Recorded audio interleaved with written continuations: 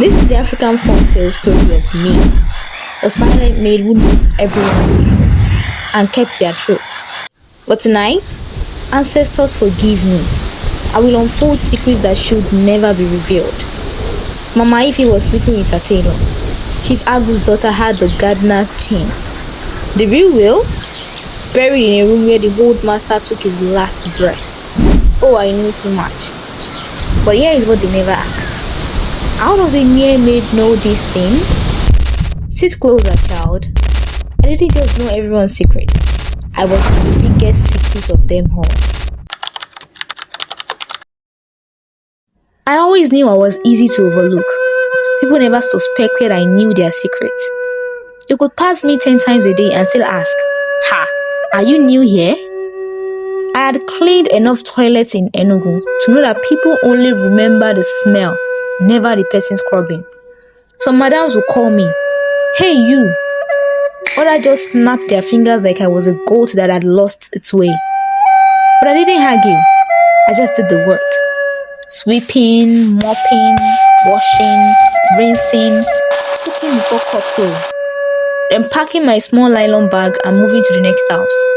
My name is Uzomaka. A name needs a person's lips to breathe it to life. And mine has become a language forgotten in this house of secrets. Because they never asked where I came from. They never asked who I really was. But I knew things. Too many things. When you are quiet and small and invisible, people start telling the truth like you are not there. Chief Umba hired me the day his Mercedes crushed my market stall. He called it destiny. I called it a debt, one I planned to collect. His house was the biggest one yet. 3 black gates, a compound that swallowed sound, soundproof, tiled floors that felt cold even in Hamatan. They said he was a powerful man. He owned lands in Emene, shops in Ogbete, and one hotel in Abakaliki. He had 3 wives with one rule. Nobody enters the study, not even the first wife. The gateman warned me on my first day. His downcast gaze told me he had learned the hard way. I nodded, no problem. But big houses make broken rules, especially when the master is too careless. That afternoon, the upstairs corridor breathed differently. No wives shouting like they normally did. No NTA news crackling from radios. I pushed open the room door opposite Chief's study to mop, then froze. I saw papers scattered on the hallway floor. Chief's study door gave open, its secrets escaping one page at a time. I bent to pick them. My fingers froze mid-reach.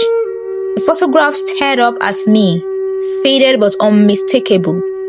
There was a baby girl in a pink dress, a maid's uniform, just like mine. And behind them, Chief Umba's watch chain shining at the edge of the frame. The floor tilted. That baby will be about 20 now.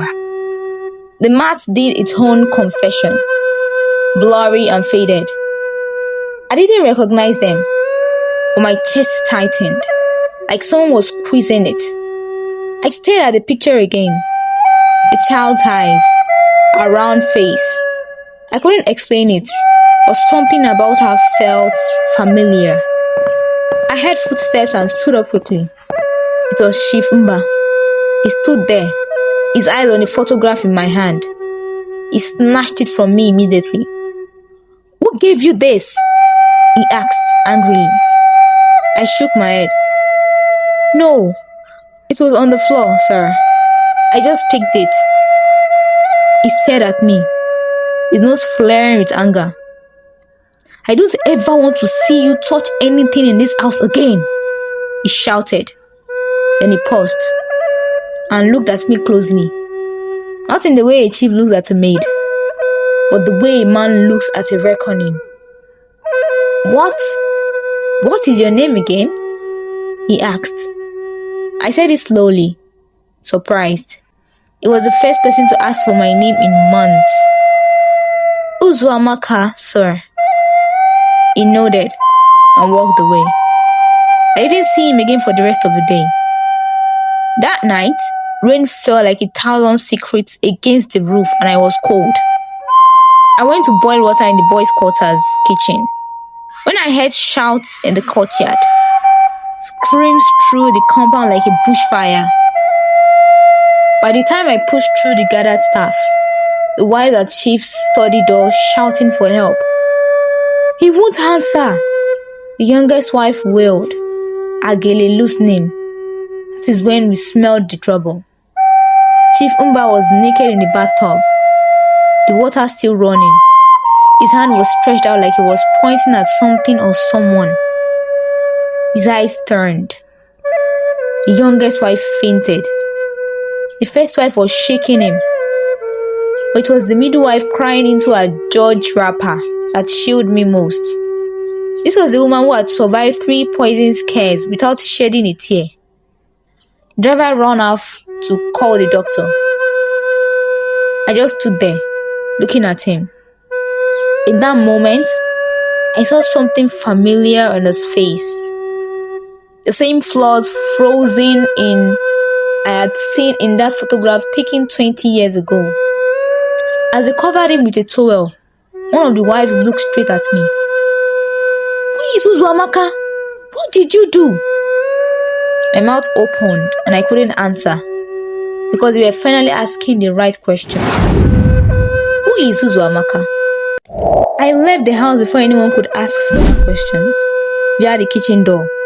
I didn't want the security guard staring at me with suspicion in his eyes.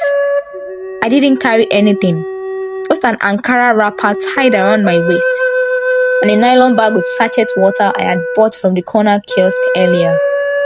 I walked fast but not running too fast with my head bowed down.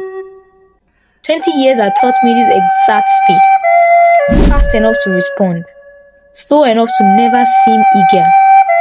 The same maids I expected to be invisible. I was good at it. Cold calm hadn't changed. The road was still broken and children still ran around half naked, playing with tires and dirty buckets. I walked past a man frying akara in front of his kiosk, the oil popping like the angry words of Chief Umba. The smell lingered all the way to the flat with green faded walls and broken louvers. Nurse Ijeoma lived in room 7. That is what we used to call her, even though nobody had seen her wear a uniform in years. She had raised me since I was 2, she said, or maybe 3. I didn't know the full story, only that she told people I was her niece and kept the rest a secret. I never argued. The door was open. She was inside, sitting on the low wooden chair she always used, a wrapper tied just above her breasts, fanning herself with a book. "I know, say you go come," she said before I even greeted. I knelt slightly. "Good evening, Mama." She pointed to the stool. "Sit down. Are your legs shaking?" I sat, letting the smell of balm and palm oil flood my senses. Same as always. Our Bible was on the table, open to the book of Matthew. A pot of an unidentifiable stew was boiling on our stove, and I could hear water dripping from the leaking pipe under the small kitchen sink. She didn't ask why I came. She just stood up slowly and moved to the cupboard. She pulled out a small wooden box that looked like the box the kind market women used to store daily profits, but where hours rattled with spare coins. This one hit the table with a loud noise. She dropped it in front of me. "Open it, Uzuamaka." My full name in her mouth tasted like a dare. I lifted the lid. Inside were old letters and a torn black and white photo. A baby wrapped in white lace, beside a smiling woman in a maid's uniform. The third person in the picture was blood, like someone had scratched it with a razor. Secrets don't always hide in the dark. Sometimes they sit quietly in wooden boxes, waiting for the right hands to open them. I picked up a hospital wristband. It had my date of birth, but the name wasn't mine. Eberechi N, mother unknown. My heart moved like it was trying to run. What kind of secret follows someone from the day they were born? Nurse Ijoma watched me. Her lips were pressed together like she didn't want to talk, but had to. That picture, she said. "Na your real mama. She worked for Chief Umba that year as a housemaid. Pretty girl, always wearing church clothes, even on Tuesday." I looked at the photo again. I couldn't remember her face. She became pregnant for the man. His wife didn't know. The day she was born, she bled. She died the next morning. My eyes went to the stillbirth record at the bottom of the box. It read, "Umba, baby girl, deceased." Wait, so the baby died? I asked, catching on. Nurse Ijoma shook her head slowly. "One baby died. One baby cried. They switched you." I touched the wristband again. It felt cold. "You were the crying baby. The other one, she didn't make it. But she caught a name. You got a secret." I sat back, breathing like someone who just ran from Achara layout to GRA. "So, I am Chief Mba's daughter?" She nodded. "Why didn't you tell me?" "Because truth no dey feed pikin. Lie wey protect you is better than truth wey kill you." She stood up to check the pot on the stove. Her back was hunched. "I kept you because nobody wanted to keep you. Not even the wife. She says she no wan see reminder of the shame. She gave me small money to carry you far. I carried you here." The hairs on my arms shot up and I turned to look through the slits in the curtain. Someone was coming. The person knocked thrice on the door and I froze. Nurse Ijoma went to open it. Standing outside in full wrapper and sunglasses was Chief Mba's first wife. She rolled her eyes shade slowly and looked straight at me. "I sent you to that house for a reason," she said, stepping inside. "Now finish the work." I had been carrying other people's secrets for years. But maybe this one was mine to uncover. Coal Camp was already waking up when I left Nurse Ijema's room with goats crossing the street. One vulcanizer had started pumping tires with that hissing machine. But me, my heart beat pounding hard enough to crack ribs. Boom, boom, boom, boom. I didn't understand what the first wife meant when she said, "Finish the work."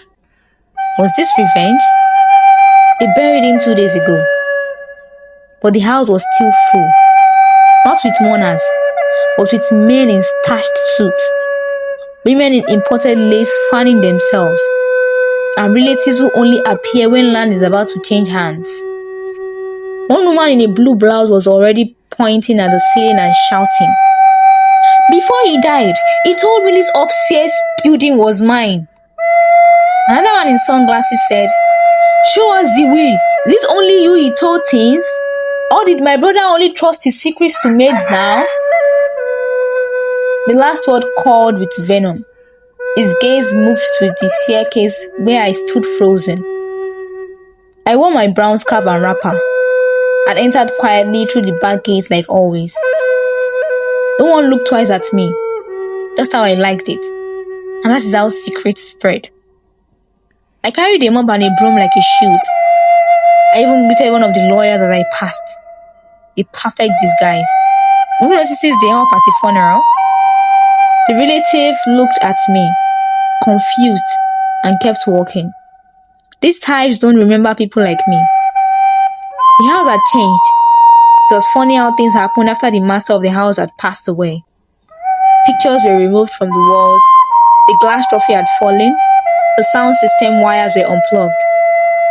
But the biggest mess was coming from the living room, where the three wives were sitting like enemies waiting for court. The second wife, Madam Ifeoma, was crying. The third wife, Madam Efe, was accusing someone of hiding the real will. And the first wife, Madam Chinyere, sat with arms folded like she was waiting for everybody to expose themselves. I walked past them slowly. Uzo, the gateman whispered from the corridor. What are you doing here? I faked a smile. I forgot my shoes. I want to collect it before they throw it away. He looked confused but nodded. You dey try. You see all of them fighting now? Over what? He sucked his teeth. Will, Chief Imba didn't write only one. Now everybody they claim say they get the original. But lawyer talk say the last one is missing. Now what? I waited for him to leave before I resumed my journey up the stairs. The study was supposed to be locked, but today the key was inside the keyhole. I opened it. Death hadn't touched his stains yet. Chief's slippers were still curled at the corner. His favorite pen, the gold one from Lagos, was still on the table. Worst was his photo, the one where he wore his white kaftan and red cap. Those eyes were staring at me across the room, as if to say, "You think this changes anything?" I didn't know exactly what I was looking for, but secrets have weight, and I could feel something heavy in that room. The table looked like someone had sat there, but they probably missed something, because real secrets hide where only the forgotten ones look. I checked the drawer near the leather seat. Nothing. I touched the curtain, lifted it gently, checked behind it. Nothing. I was about to leave when a chill crawled up my spine. Slowly, I turned back towards the tall bookshelf beside the cabinet. Lo and behold, I found it. Behind a stack of books about politics and oil was a small brown envelope, almost the color of the shelf. I pulled it out. A will. Dated 5 years ago before he changed it. And right behind it was a folded bank document. It was land somewhere in Amokwe, but the name was registered under Eberechi N. My name. Or what my wristband said years ago.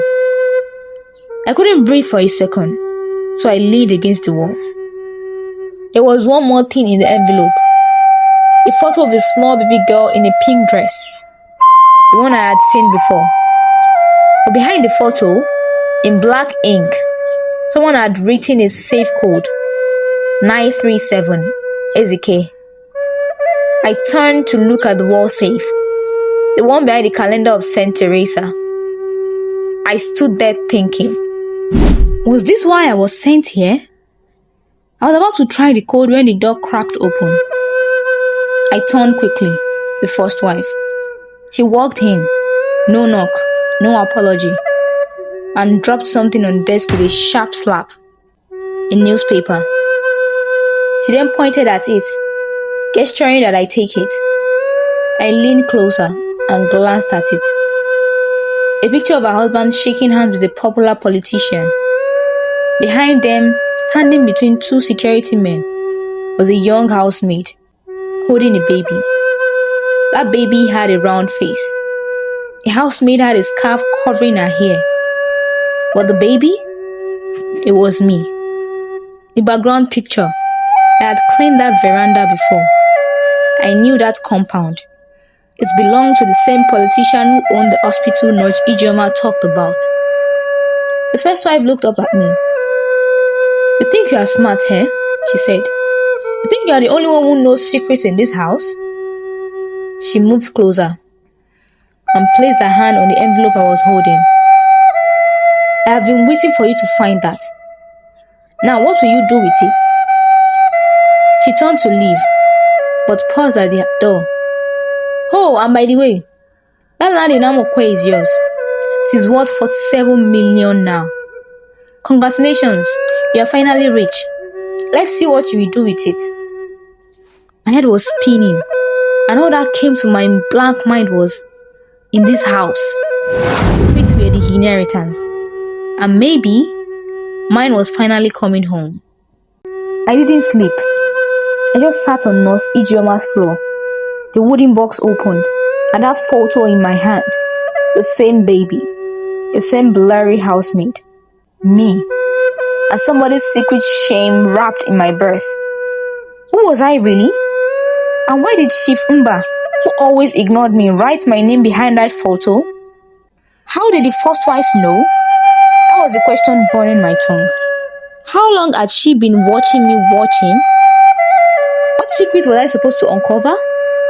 Or protect? I stared at the wall like it could answer me, but no answers came except from something stronger than pain. Anger. I clenched my fists and stood too quickly, causing me to sway a little. I carried my bag and walked out of that flat. When I got back to the compound, the gate was open wider than usual. I wasn't the only one who had come early. I saw the lawyer, sleek as palm oil, carving up sheep's empire between the wives like meat at a village burial. I headed straight for the study, my heart racing. I went to the safe and entered the code 937 AZK into the safe's keypad. It opened. There were 5 brown envelopes lay neatly stacked. The third one was heavier than the rest. I tore it open. Checks, dozens of them, amounts that made my knees weak. Millions, all in my name. Numbers meant for boardrooms, not maid quarters. Another envelope held title documents. Land, deed to this very house. There was a crisp linen piece of paper, the kind Chief used for important letters, with my name written in his familiar angular script. My hand shook as I opened it. To my daughter, if they ever let you find this, I am sorry. I knew from the start, you were not mine, not by blood, but I erased you in my thoughts. I kept quiet because I heard the man who made it happen. He was powerful. You know his name. I don't need to write it here. He owned the hospital. He brought your mother into our lives. He brought shame too. When the child died, his child, they swapped you and buried the secret. He gave me land. He gave me money. But he didn't give me peace. This house, this land, the things they are fighting over, it was never mine. It was yours from the beginning. You were the mistake they tried to erase. Forgive me, if you can. Mba. My hand was shaking. Not because of the amount, but because this whole time, I thought I was someone else's shame. Turns out, I was everybody's price. I was the secret they couldn't clean away. Ozo! A voice shouted from the door. It was Madame Ifeoma, the second wife. So she had followed me? I thought. What are you looking for, eh? She barked, stepping in. Since the day you entered this house, something has felt off. She reached to snatch the envelope in my hand, but I stepped back, not giving her access. I said, what are you looking for? I couldn't answer before the others arrived. The third wife, the lawyer, even the first wife in her green and gold lace, putting her head high like she planned all this from the beginning. What is happening here? The lawyer asked. She is the one. Madame Ifeoma pointed at me. She is the one hiding everything. This girl has been keeping secrets from the start. She is not a girl, the first wife said calmly. She is the reason I brought her here in the first place. Everybody turned to look at her. What are you saying, Chinyere? The third wife snapped. You knew her before? The first wife smiled. You all thought I didn't know what happened years ago? You all thought I didn't see that woman, that maid, sneaking around with my husband? She turned to the lawyer. They swapped babies. One died and one lived. The one who lived is standing here now. Gasps filled the room as they stared at me, not as a maid, not as a cleaner, not as someone they could ignore. They were staring like they just realized the biggest secret has been living under their roof. I didn't talk much after that. I didn't cry or scream or beg. I let the lawyer read the letter. Let him open to save himself. Let him confirm the will was in my name. This house, the lands, and these lives all now answer to a name they had spent years forgetting. Mine. But this property is under legal dispute. Lawyer said slowly. It will be auctioned to... I will buy it, I said. Everyone turned. Excuse me? Madam Ifema asked. I said I will buy it. Lawyer blinked. But with what money? I dropped the check bundle on the table with a slap. In my name, I said, watching the blood drain from their faces. Signed the year the youngest wife arrived. The first wife stared at me. For the first time, she didn't look proud, but pained. Maybe guilty? I signed the document that day. Bought the house I once cropped. Not out of revenge, because peace needs a roof to sleep under. I walked through every room that night, barefooted. I wanted to feel every inch of it. The old painting of Chief Umba was still in the study. I didn't take it down. I let it stay. The next morning, I called the man who carved signs on wood. By evening, a new one stood at the black gate. Uzamaka Eberechi, House of Peace. I didn't tell anyone about the last envelope, the one I found inside the safe beside the checks. It had a key inside and a note. Some secrets are safer in silence. No one saw you, but I did. Forgive me, my daughter, Umba. There was also a map that was hand-drawn leading to a bank. A trust fund no one else knew existed. I didn't run away with the money. I didn't throw a party. I didn't forget where I came from. I built a shelter in coal camp for girls who didn't know their names, their stories, or their worth. Girls who were almost buried by other people's shame. I named it the House of Secrets. And when people finally asked me why I came back, I smiled. Because they always wanted to know my secret. But I was the secret. And now, I am the legacy. This moral of the story is that real wealth isn't what people fight over after death. It is the secrets they bury when they are alive. Secrets may sleep, but they never die.